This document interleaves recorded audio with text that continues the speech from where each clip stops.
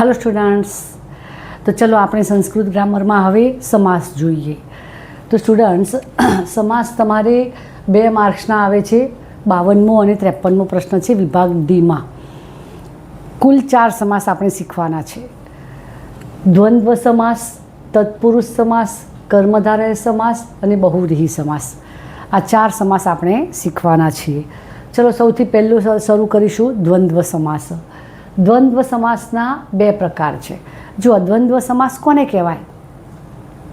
જે 2-3 નામ આપેલા આવે ને એ નામનો વિગ્રહ કરતી વખતે વચ્ચે સંયોજક તરીકે અને વપરાતું હોય તો એને કહેવાય દ્વંદ્વ સમાસ, બરાબર ને? તો માનો કે ફોર એક્ઝામ્પલમાં આપણે કહીએ કે માતા પિતા, માતા અને પિતા, હે ને?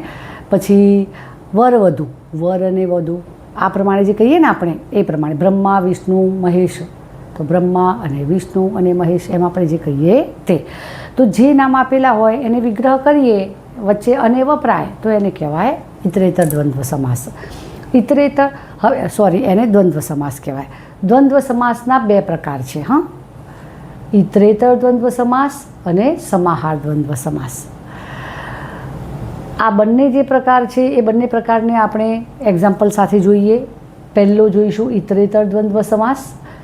તો એમાં શું હોય છે કે આ સમાસમાં માનવો કે દેવોના નામ દ્વિવચન કે બહુવચનમાં આપેલા હોય છે।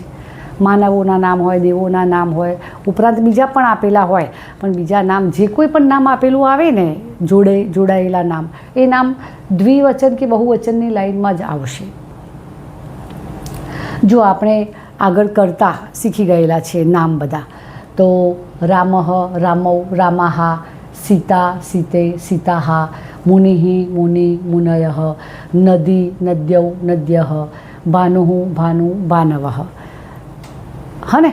તો આ જે એકવચન, દ્વિવચન અને બહુવચન પ્રમાણેના નામના રૂપો લખેલા છે, તો એમાં જો 2 નામ હશે તો દ્વિવચન પ્રમાણેની લાઈન હશે, વધારે નામ હોય તો બહુવચનની પ્રમાણે। ફોર એક્ઝામ્પલમાં આપણે જોઈએ, જુઓ, રામ સીતે, રામ અને સીતા, તો તમે છેલ્લે જુઓ સીતે લખેલું છે, હે ને? છેલ્લું નામ સીતા છે તો સીતાવાળામાં દ્વિવચનમાં શું આવે છે? સીતે આવે છે। છેલ્લું જે નામ હોય, જે કારાંતનું નામ હોય, એ કારાંત પ્રમાણે એનું દ્વિવચન કે બહુવચનનું રૂપ આપણે લેવાનું। તો રામ સીતેમાં સીતે છે એ દ્વિવચન, એટલે આ દ્વિવચનમાં વપરાયેલું છે। માતા પિતરૌ, માતા અને પિતા, આ ઋકારાંત છે જે અકારાંતના જેવું આવતું હોય છે। માતા અને પિતા 2 જણની વાત છે, દ્વિવચન થયું। તો રામ પ્રમાણે જો રામૌ, તો માતા પિતરૌ, એ જ પ્રમાણે સ્વસુરૌ છે, સ્વસુરૌમાં સાસુ અને સસરા, એમાં પણ દ્વિવચન પ્રમાણે જો રામૌની જેમ લીધેલું છે। પછી દંપતિ, ઈકારાંત છે, હા ને? પતિ અને પત્ની, તો ઈકારાંત જે છે, ઈકારાંતમાં દ્વિવચનમાં જુઓ મુનિ, હા ને? મુનિ છે દ્વિવચનમાં, દિલગઈ છે તો દંપતિમાં શું આવે? દિલગઈ આવે। રામ સીતા લક્ષ્મણઃ, રામ અને સીતા અને લક્ષ્મણ, અથવા રામ સીતા અને લક્ષ્મણ, અને ના મૂકો અને કોમા કરો તો પણ ચાલે ને? તો છેલ્લો અક્ષર જે લક્ષ્મણ છે અકારાંત છે, અને 3 જણા છે એટલે બહુવચનમાં અકારાંત, બહુવચનમાં રામાહા આવે છે, તો એ લક્ષ્મણઃ થયું।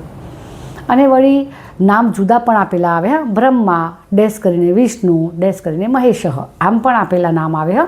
ડેશ ડેશ કરીને આપેલા હોય તો જે પોતે જે કારાંત પ્રમાણેના હોય એ પ્રમાણે જ લેવાય। બ્રહ્મા ડેશ કરીને વિષ્ણુ ડેશ કરીને મહેશ, એમાં મહેશાહા લખવાની જરૂર નથી લક્ષ્મણહાની જેમ, કારણ કે 3 અલગ અલગ નામ આપેલા છે, હે ને? તો એવા ડેશ ડેશ કરીને પણ નામ આપેલા હોય તો પણ આપણે એને સમજવાનો ઇતરેતર દ્વંદ્વ સમાસ। હવે બીજો પ્રકાર કયો દ્વંદ્વ સમાસનો? સમાહાર દ્વંદ્વ સમાસ। સમાહાર દ્વંદ્વ સમાસમાં કોના કોના નામ હોય? જુઓ, આ સમાસમાં પશુ પક્ષીઓના નામ આપેલા હોય, એકબીજા પ્રત્યે વિરોધ ધરાવનારા પ્રાણીઓના નામ હોય। એકબીજા પ્રત્યે વિરોધ ધરાવનારા પ્રાણીઓના નામ એટલે કેવા? કૂતરા બિલાડા, તો કૂતરા અને બિલાડા આ પણ આનેથી જ જોડાય, હા ને? કૂતરા અને બિલાડા, બિલાડા ઉંદર, બિલાડા અને ઉંદર, સાપ નોળિયો, સાપ અને નોળિયો, આ બધા છે ને એકબીજાના દુશ્મન છે, એકબીજાને જુએ એને કોઈ ડરીને ભાગે તો કોઈ મારવા જાય, બરાબર ને? તો એકબીજા પ્રત્યે વિરોધ ધરાવનારા પ્રાણીઓના નામ। પછી સંગીતના સાધનોના નામ, ઢોલ નગારા, ઢોલ અને નગારા એવું કહીએ ને આપણે, હા ને. વીણા વાદન, તો વીણા અને વાદન એ પ્રમાણે. શરીરના અંગવાચક નામ હાથ પગ, હાથ અને પગ. આંખ કાન, આંખ અને કાન, એમ આપણે કહેતા હોઈએ છીએ. આંખ કાન નાક, તો આંખ અને કાન અને નાક, હા ને. અંગવાચક નામ. અનાજના નામ એટલે ઘઉં ચોખા, ઘઉં અને ચોખા. દાળ ભાત શાક રોટલી, દાળ કોમા કરીને ભાત, કોમા કરીને શાક અને રોટલી. કોમા કરો તો પણ અનેના અર્થમાં જ આવે, દાળ અને ભાત અને શાક અને રોટલી, એમાં આપણે કહીએ તો પણ ચાલે. તો અનાજના નામ હોય, ઘઉં ચોખાને બધું આપણે જે કહીએ તે. આ દરેક નામ જે છે ને એ નપુંસકલિંગ એક વચનમાં જ આવે છે. નપુંસકલિંગ એક વચનમાં એટલે જો આ નપુંસકલિંગ એક વચનનું એક વચન, દ્વિવચન અને બહુવચન. નપુંસકલિંગમાં આપણે ફોર એક્ઝામ્પલ તરીકે વનને લઈએ છીએ.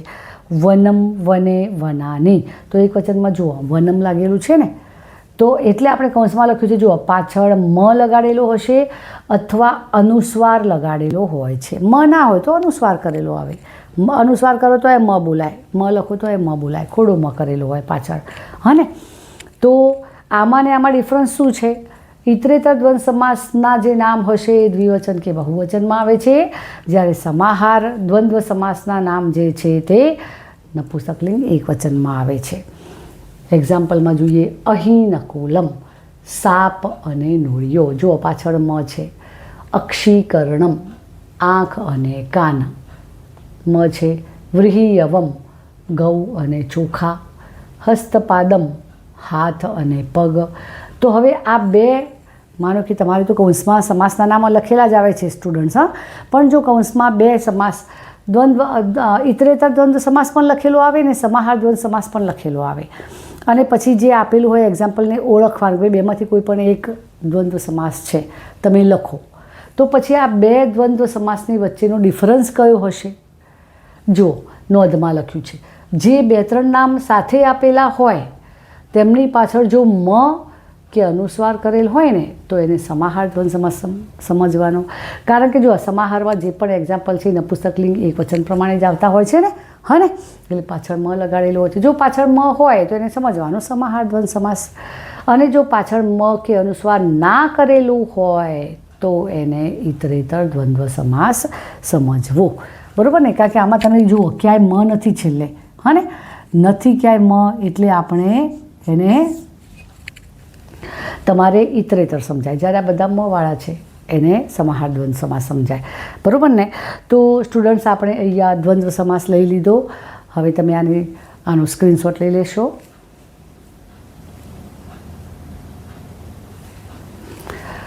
ઓકે સ્ટુડન્ટ્સ, તો આના પછીના આપણે તત્પુરુષ સમાસ જોઈશું.